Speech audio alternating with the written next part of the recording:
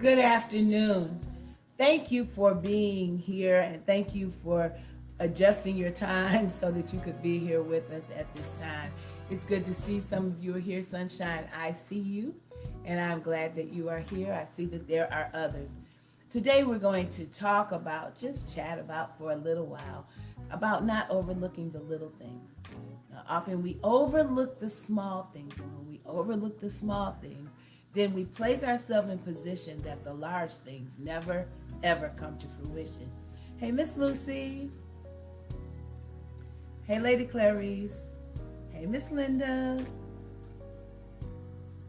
So, uh, hey, James Hall. Good to see you. Hey, Eleanor.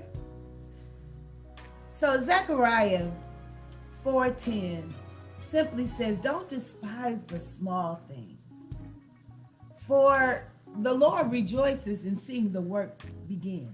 And a lot of times the small things in our lives, the things that we take for granted every day, are those little small building blocks that will get us where we're going. But because they're not big enough, because it's not cataclysmic enough, because it's not grand enough, we sometimes take for granted that it doesn't matter. So my encouragement for us today is to don't despise those small things. It's those little things that are come together, that cluster together to make greater things. When we despise, or that's what the text says, but when we overlook the little things or make sure that the little things are not so important to us, what ends up happening is that we miss them, and in missing them, we miss the rest of the building blocks to get us where we're going. So my word for us this afternoon is simply this. Don't overlook the little things, because the little things are your building blocks to the greater things. So it may not happen overnight. For many of us, life is, everything in our lives are going to be a process. There'll be no great big blow up overnight sensations. We're not going to have the largest church in the area. We're not going to have the greatest ministry. We're not going to have the biggest business. We're not going to have a business that just blows up and becomes Fortune 500. Many of us will never see that.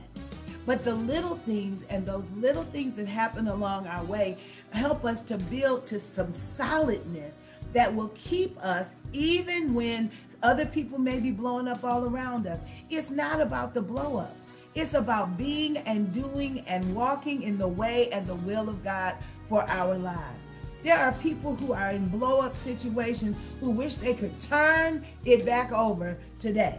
People who are in mega ministries who wish they could go back to being that church on the side of the road, because the little things now become important, because those great big things take up all of your time and all of your space, and you miss all of those little things that really made life worth living.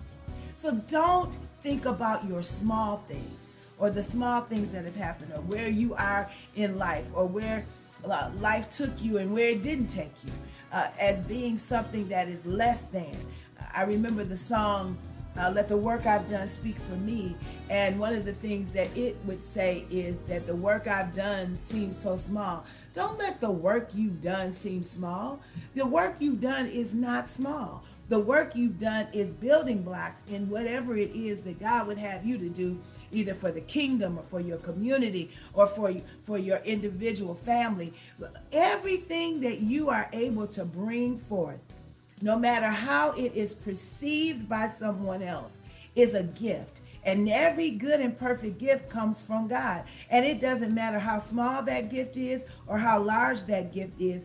God gave it to you for a purpose. And when God gave it to you for that purpose, God expects you to use whatever God gave you to God's glory, and so that it can make a difference in the world. It doesn't matter whether you are the president or whether you are the one who is making sure that the space is available for people who want to come to be a part of it.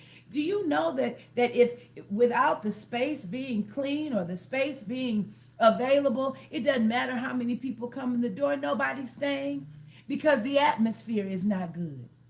You may be that one who God has placed in the place you're in just to be the atmosphere, just to change the thermostat, just to be that person who makes your difference by making a difference in what the ambiance, what the atmosphere feels like, what's going on around it. It might be your job just to be the smiler, just to be the greeter, just to be the one who says you're welcome, the one who says, listen, we've been waiting for you. You may not know how important that is, but as I was talking to our greeters on Sunday, they have no idea how important it is just to have someone to see you when you walk through the door and say, good morning, and we're happy that you're here. Because we don't know what that person went through or what it took them to get there in the first place. And that's not just about church. That's about everywhere we are. So if you are in a place and someone walks in, that your hello may be the only greeting they've received all day long. Do not overlook the little things. For it is the little things that make great impact in people's lives. And it's necessary for us to impact lives. Because when we impact a life, then that life is forever changed. And isn't that what we called to do in the first place? Is to affect a life, to help them make a change, to help them see that they are worthy and they are valuable, because we know that we are worthy and we are valuable no matter how small it may look to the rest of the global world. What we do, who we are, matters. So don't despise the small things. Because God is just happy to see the work begin. The work that's within you is so much bigger than anything that you could perceive. Let me tell you why I say that. If you speak to me and I'm having a bad day, then you change my day. Then what God has given me to do, I'm able to get it done. And that might be something that is monumental as far as the world is concerned, but it never would have come to fruition if you hadn't said hello. Don't overlook the little things. Don't overlook the little things that you bring, and don't overlook the little things that others bring to you. Nobody owes us anything. And when someone thinks that we're important enough to check on us, to see if we're doing okay, those little things matter. Don't overlook them, because your life is forever changed by what people do, because they understand that little things matter. That's right, Miss Lucy. Only what you do for Christ will last. And it doesn't matter how big that is. It can be something small. But if you do it for all of the right purpose, if you do it with all of the right motive, then it makes a difference in people's lives, and they are forever changed, and we are forever changed for it. So don't despise the small things. Know that God is excited, ecstatic about the work that's begun. Don't overlook the little things in your life or in the lives of others as you give them those little things. For lives are changed, and you will not miss your blessing. That's right, Lady Clarice. When you overlook the little things, you will miss a blessing. Little miracles happen every day. If you look for them, you'll see them, and the little things make a big difference. May God bless and keep you is my prayer. Don't let this day pass without you taking a look at the little things, for the little things can make all the difference in how you finish this day and even how you begin the one that God will bless you with on tomorrow.